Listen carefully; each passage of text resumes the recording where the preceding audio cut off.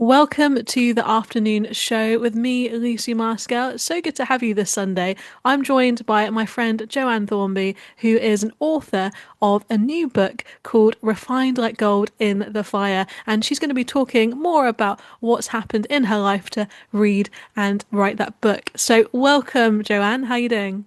Thank you, Lucy. It's great to be with you. I'm doing fine, thanks. Yes. Fantastic. Well, I want to say that listeners will be able to detect, a bit like me, a slight Irish accent. So, before you lived in England, you grew up in Northern Ireland. Tell us more about what that was like.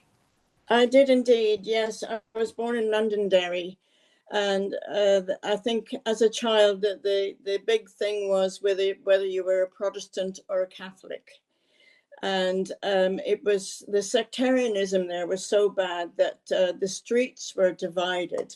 Our street was all Protestant, and the next street down the road was all Catholic. And if a house became available in that street, they would not sell it to the opposite religion. Yeah, so we grew up with this. It's not nothing to do with Christianity. It's purely tribal. Goes back many years. Yeah. Wow, that must have been really difficult. And imagine also all the troubles going on there. There's a lot. So, for you, what was that like? Because I can imagine, there's such a tribalism with that. Did you have a particular, Christian preference or was it quite nominal? Well, obviously, I was a Protestant and I was told not to play with Catholics or have anything to do with them. So my best friend was a Catholic. So um, I was quite defiant and I couldn't see any sense in this stupid prejudices that they had. But however, we really weren't Christians. We weren't brought up as Christians at all. We were, I would say, religious rather than Christians. We were sent to church. We went to Sunday school. We learned all the things that children learn off by heart, but it didn't really mean anything. Don't really mean anything. I mean, that's quite a common, experience, especially with many friends I have in Northern Ireland too. It's just a thing that you do that your parents do. Well, I want to fast forward to when you're an adult. I know so much has happened, but I think you also ended up living in Egypt. And what led you to be there in Africa? Oh, that's correct. Yes, many years later, I actually married an Egyptian, and he wanted me to go there and meet his family. And so I did, and it was a huge culture shock. Yes, absolutely. But I love the Egyptian people. They're lovely, warm, and friendly, and very excitable, and nosy. And they will say things to you that you don't expect. They're very outspoken. There's no filter, if you like. So it takes a bit of getting used to. Sounds like a real culture shock there. So I guess because British people, I know probably Irish people as well, maybe a bit more reserved, but if someone's being very direct with you, you had to probably get used to that. Was there any other cultural differences that kind of shocked you when you moved there? Well, yes, I was told not to compliment anybody on what they're wearing or their jewelry or their shoes or anything like that, because they would think that you wanted whatever it was you complimented them on. And sometimes they would take it off and give it to you, even if it was totally inappropriate, like, So here's your shoe. here's my shoe and it's three sizes too big. That's um, hilarious. that's a slight exaggeration. They wouldn't actually take the shoes off, but they would perhaps next time they saw you, they would have their shoes in a bag to give you or something like that. And it was quite scary, really. That's very funny. And, here, if we compliment someone, it's a term of endearment, isn't it? But if you do that there, they think that you want their stuff. Wow. And so there was a Absolutely. so funny. Was there was a bit of a plot twist then, I know, with your story because you didn't stay in Egypt because hence you're now in England. So what happened? What with your husband? That's absolutely true. Yes, we lived in Egypt for around 6 years and traveled about a lot, and life was pretty good, really. I learned to speak Arabic, not fluently, but I can get by. Um, then we came back here. My ex-husband worked in Hammersmith Palais. He was my boss there. That's how we met. And when we came back to the UK, after a few years, he was actually sacked from Hammersmith Palais because it was taken over by Mecca, and they sacked all the Egyptians. The staff were all Egyptians behind the bar for some reason, and they sacked them all. Never really got to the bottom of why, but that's what happened. And I didn't realize what a huge impact that would make on my life. I thought that he would easily secure another position in the catering hospitality industry because he was very good at that, and he was very charismatic. But that wasn't to be. It seemed that he didn't have the right documentation, and therefore he took up casual jobs like taxi driving, culminating in him actually starting his own company in Edgware Road, where he worked for Saudi Arabs and did medical interpreting for them. And that was the beginning of the rocky road, the slippery slope, shall we say. Money was fluctuated. Sometimes we had a lot, sometimes we had nothing. I was the only one with a steady, secure job in the NHS. Anyway, he was making a lot of trips to Europe on business, and he called himself an international commodity broker. Anyway, the last trip he made was to Portugal, and basically, when he was away, the CID called at my door and told me that they were arresting him for suspicion of defrauding the Bank of Santander of $2.7 million. Wow, 2.7 million. Yep. So I was totally gobsmacked. I hadn't a clue what they were talking about. Anyway, they searched the house, but I asked them not to go into the children's bedroom because it was 6 o'clock in the morning, and it would scare the life out of them. And luckily, they respected my request and they didn't do that. But we phoned him in Portugal, and the detective told him that when he came back to the UK, he would be arrested on the spot. So, of course, he never came back. He never came back. And Where did he go? he was missing for 3 years. We didn't know where he was. Wow. But after 3 years, we caught up with him. One of his Egyptian friends phoned me and told me he was in Cairo and to come over. So I gathered the children together, and we set off for Cairo.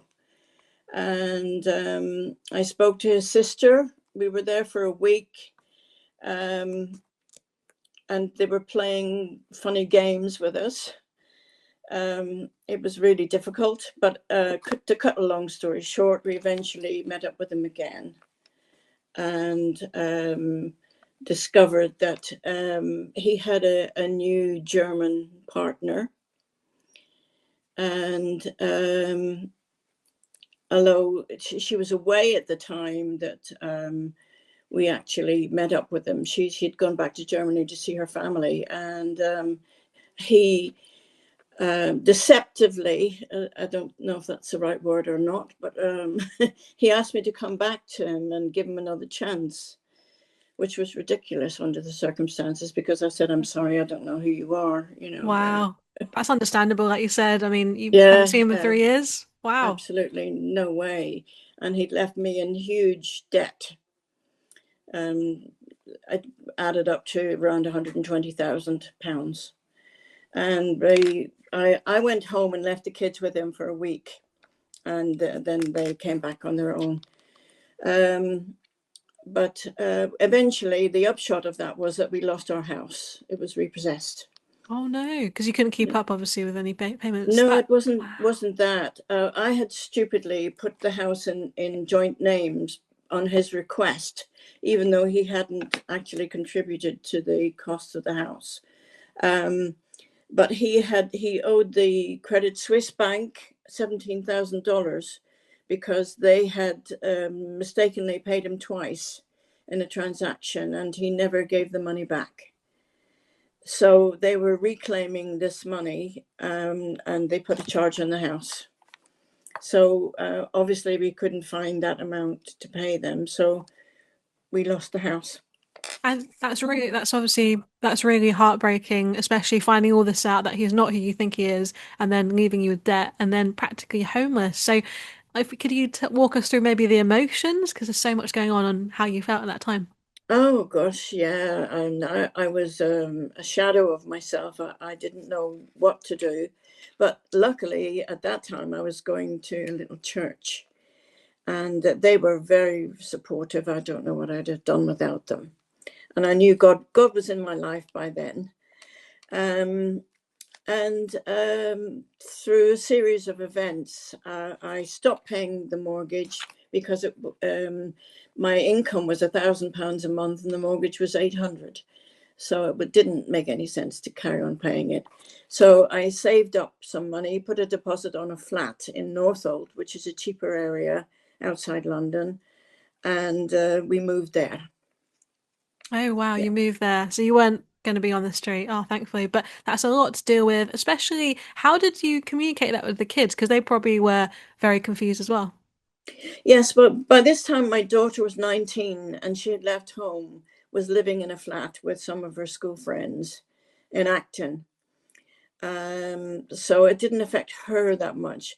But my son, it was really hard on him because he lost all his friends, had to change schools, lost his home, the only home he ever knew, lost his dad. So that was the trigger for his mental health breakdown. Okay, wow. There's a lot going on there as well as a mother having to deal with, his emotions too. So that is really difficult. Now, I want to just fast forward because, the story doesn't stop there. You eventually meet Tony and you get married, and you also end up having these dreams, which really lead to you writing a book. So could you tell us a bit more about that moment in your life? That's not quite what happened, Lucy. I had the dream when I was married to Majid the Egyptian. Oh, I so had sorry. that quite early in our marriage, and there were 12 years between my divorce and meeting Tony.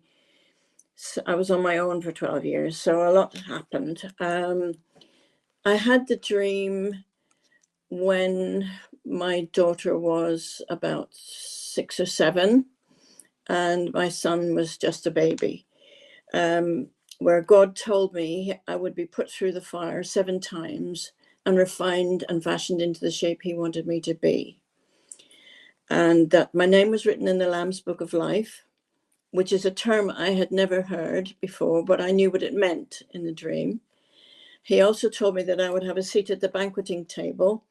And I knew about the banqueting table because we used to sing a little chorus called He Brought Me to His Banqueting Table. I don't know if you know it. He told me that every tear I'd shed was like a jewel in a crown, and that I would have riches beyond measure in this life. But his riches are not material riches; they are spiritual riches. I realize that, and I have a gift of discernment, which sometimes can be a curse. For those who But maybe don't know what that means, is that you can discern what people are like? Like, tell us more about the spirit discernment. yes, I can identify somebody who's a phony at 20 paces.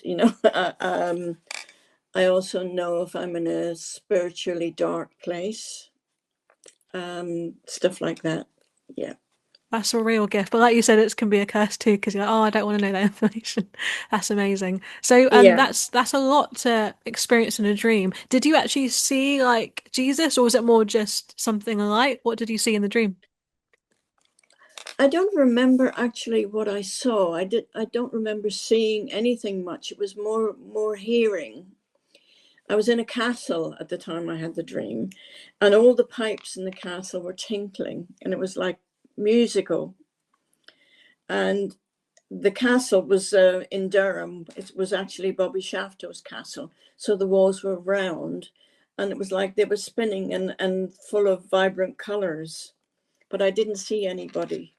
I You just just had heard, this just voice. heard. Wow. Yeah, So yeah. when you woke up the next day, how did you feel? And did you tell like Oh, your husband at the time? I kept it to myself because it was too precious to, I didn't want to risk losing the message of the dream by passing it on and getting it wrong. I wanted it to soak it up and absorb it myself.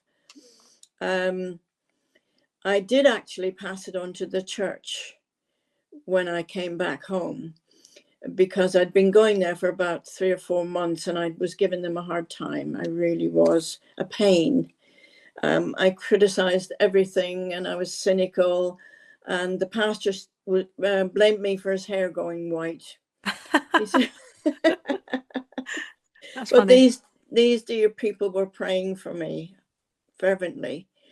And I went up to the front and I gave them a testimony about my dream and told them all about it. And there wasn't a dry eye in the place. They were all in tears. And I could see how much it meant to them. And yeah, my book itemizes the 7 trials that I went through, each stripping me of something I depended on. So that at the end of the day, by now, I'm totally dependent on God. I have nothing else to depend on. That's really moving, Joanne. And I can imagine your church being there for you, despite your cynicism, was such a paramount, time in your life. So tell us a bit more about dreams themselves, because I just want to go into this because I know a lot of people, some of them are listening in have had dreams where they've actually come true and they felt God speak to them. Some people have no experience of that and find it fascinating. Because normally we think about dreams, oh, maybe that's like a Disney or Harry Potter.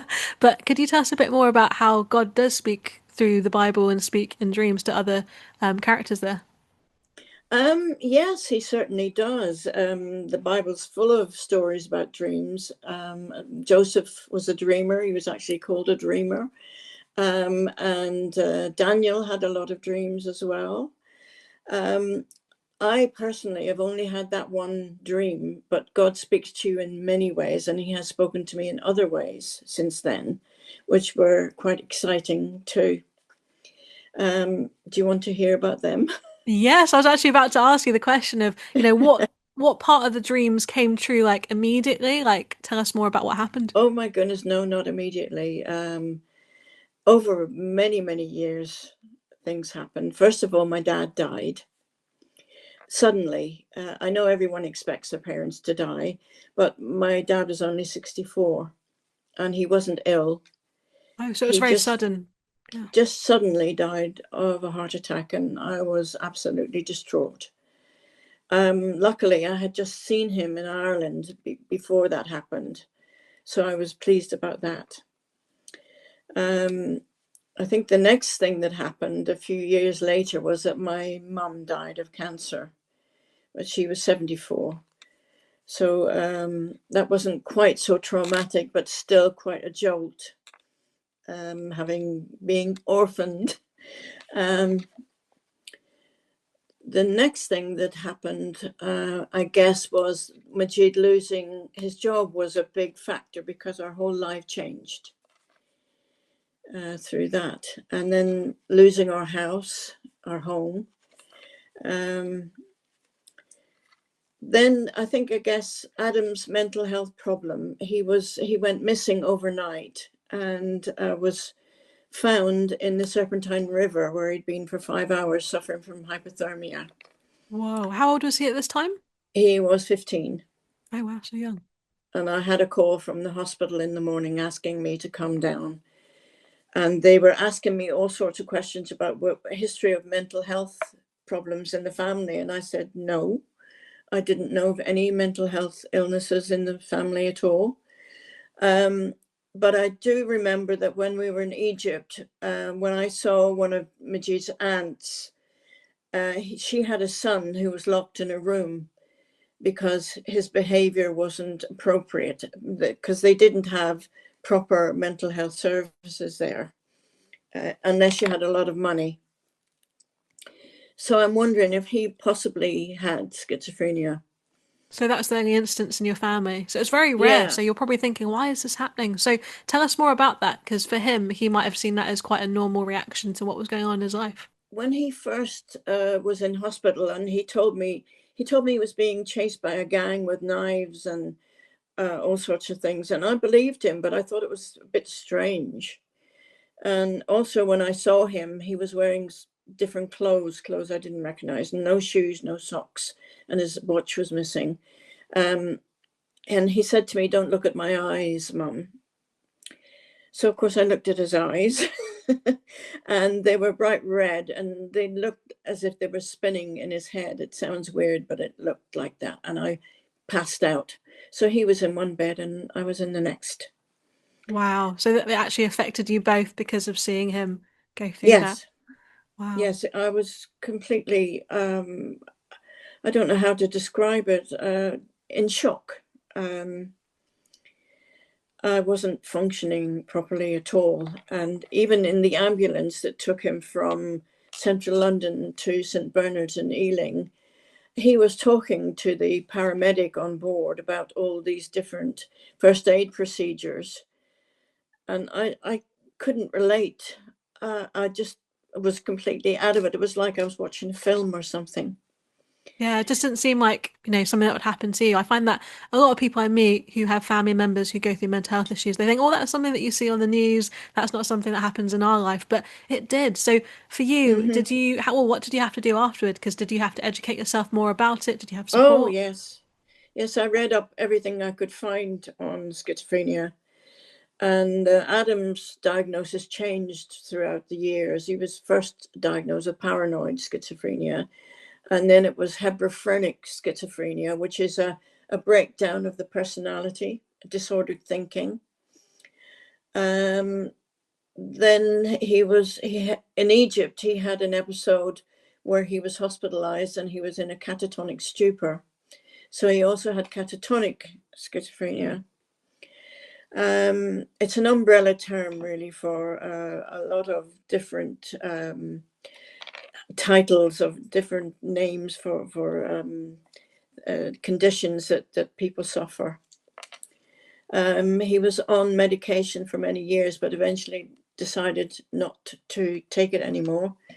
So today he's non-compliant with medication. He's non-compliant with the services, which is common in people with schizophrenia. Wow, Joanne, thank you so much for sharing all of that because not only did you have these dreams, I mean, when if I'd had them, not that I, have had them, I'd be thinking, oh, it's all going to be positive, spiritual riches, and then suddenly all these really difficult things happen at once. So, it's incredible that you are here to tell the story and all the things that you've learned from it. So we're going to come back after this song and the break, and we'll be asking more questions from Joanne about her incredible life story. Welcome back to Konnect Radio. You're listening to the Sunday afternoon show with me, Lucy Marskell, here till 3 p.m. Wow, we've had such an inspirational conversation with my guest, Joann Thornby, the author of a new book talking about dreams she's had that have come true and what God's taught her through that. So, Joanne, I know that you've just talked about your son and really struggling with the mental health issues he went through, as well as, your subsequent divorce with your husband who ended up living a double life. Could you tell us a bit more about the motorbike accident you had? Because that was really significant too. Oh, yeah, that happened really early on when I was 17. That was in Ireland. My dad was a scoutmaster, and some of the scouts had gone to a little village locally to have a party, and a lot of them had been sick, unfortunately. So I had the wonderful task of helping the assistant scoutmaster to clean the hut up. And he gave me a lift home on his motorbike. And on the way, unfortunately, we had an accident where a car crashed into us. It was a single track road. A car crashed into us, and I landed in a bunch of nettles. So I've described in the book what happened, that onlookers came, and every time I tried to sit up, they pushed me back down again. Obviously, they didn't want me to see my injuries. But I was taken to a small hospital locally, and the people there, it was for old people really, but there were a lot of old elderly people coughing and what have you, and it was dark and dismal. And they gave me a blood transfusion there, and I don't know what they did with my leg. I can't remember, but I was moved the next day to Musgrave Park Hospital just outside Belfast, which was lovely, lovely and bright. And they manipulated my leg there and put it in traction. I was in hospital for 3 months. Yeah, bedridden for 3 months. And the upshot of that was that there's a length discrepancy in my legs. I don't know exactly how big it is. It's about 3/4 of an inch in old money. And that has caused spinal problems, hip problems, knee problems, so I've had about 10 orthopedic operations over the years. Yeah. Wow, that's a lot to deal with as a young person, even before you went through your trials. So you're an incredible survivor for going through that. And that goes on to my next question, Joanne, because most people listening in would be thinking, I haven't been through as much as you have in your life. So what did God teach you through those trials, and how have you held on to your faith despite them? I think God used this trial to prepare me to be the person he wanted me to be and to carry out the task that he had in line for me. He wanted me to be totally dependent on him and not to take my own road or go back to the things that I was involved in before. Also, all the trial, the pain and the surgery has made me stronger, and made me totally dependent on God for everything. I don't do anything now without consulting him. Yeah. That is really inspirational, Joanne, especially because it takes a lot of strength to go through that. But I think God's strength has really held you up through all those trials. So, what would you say to maybe some listeners who are listening to your story, really captivated by it, but thinking, wow, I'm going through my own refining fire. How do I deal with this? So, what would your advice be to them? Oh, well, my advice would be to trust in God, that he's with you in it. He may not stop it. He doesn't make everything all right. He's not a Santa Claus in the sky. A lot of people come to God with a shopping list of wants. It doesn't work like that. We have to be strong in this life, but knowing that God is in our trials with us is what matters really. And we know Oh, where we're going at the end of the day. yes, it's always good to have the end in mind, isn't it? The Yes. destination. That's really inspirational. Amen to that. So, your book you wrote recently, could you tell us a bit more about, what happened with being inspired by it? Did you feel like God tell you to write the book? Have you always wanted to write the book? To tell you the truth, I often told people of my experiences, and I would quip I could write a book, as many people do, never thinking I would actually write a book. But at this time of my life, I've retired from the NHS. I bred rabbits for 10 years. I had time on my hands, and I started to think about writing the book, and I felt that God was leading me to write the book. And I'll tell you of something that happened when I was at the first church that I went to. I felt unworthy. I thought all the people in the church were really holy, but I was unclean. And I struggled with this condemnation for a long while. And one evening, as I was driving home from work, the car in front of me had a little text on the back of it saying, "Therefore, there shall now be no condemnation for those who are in Christ Jesus." And I thought, what? I've never seen that before. Why did nobody tell me that? I was really bouncing, and I go, oh, that's amazing. And of course, I got home and the enemy started whispering in my ear, God's not talking to you. Why would he talk to the likes of you? But I went into work early the next morning because I had the Bible on my computer, and I searched from Genesis to Revelation. I didn't even know if it was Old or New Testament. That's how ignorant I was at the time. I could not find it. I was so disappointed. And when I got to the end of Revelation, after a couple of seconds, it came up on the screen by itself, flashing. Romans 8, verse 1. And that was just amazing. And the same thing happened when I started to write the book. This verse came up and floated across the screen of its own accord. It's just, I could hardly believe what I was seeing. But that verse has been my life verse, really. And every time I'm somewhere where I'm not sure God wants me to be, I ask for for somebody to say that verse. And if they do, I know that's where God wants me. And that's happened several times. What are the Yeah. chances of that happening when you're driving and seeing that, like God, having flashing lights, isn't it? And like you Yeah. And said, God speaks in several times. I think even in the Bible, when Joseph had those dreams, right, and Daniel had those visions, it was several times. So like, God gets our attention. yes, absolutely. Oh, God speaks in so many different ways. It's amazing. But He He's does. God. He knows exactly how to speak to you and to get your He attention. even used to speak to me through car number plates, would you believe? Wow, that's incredible. And actually something you can't miss if it's in front of you on the motorway. So I'd love to ask you just a little few more questions, Joanne, before we go. And that is, with your book, not only is it going to help people who maybe are going through their own refining fires, but also some of the proceeds, well, I think all the proceeds actually go to a charity. Could you tell us more about that? Yeah, the charity is called Chosen. It's a charity that helps victims of sexual exploitation in Wickham.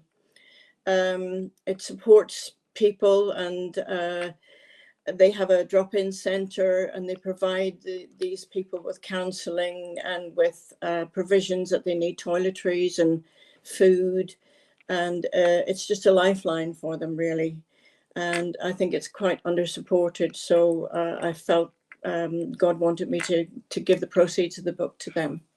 That's really inspirational because that every purchase goes to help these women who have been really, affected by that. That's incredible. Now, I was going to ask you my last one question, which is this.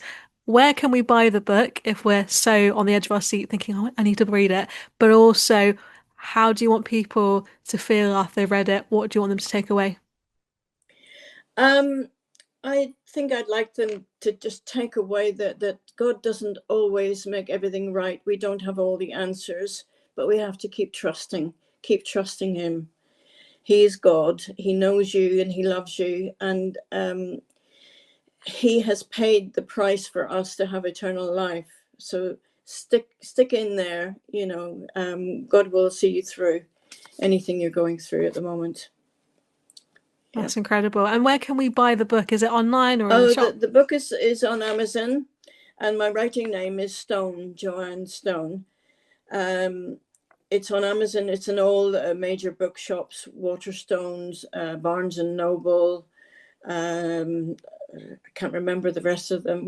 Yeah, I just said Waterstones. Sorry, I can't remember that, but all the major bookstores anyway. Thank Yeah. you so much for that advertising. I love that. So it's in most bookshops and it's online and it's called Refined Like Gold in the Fire.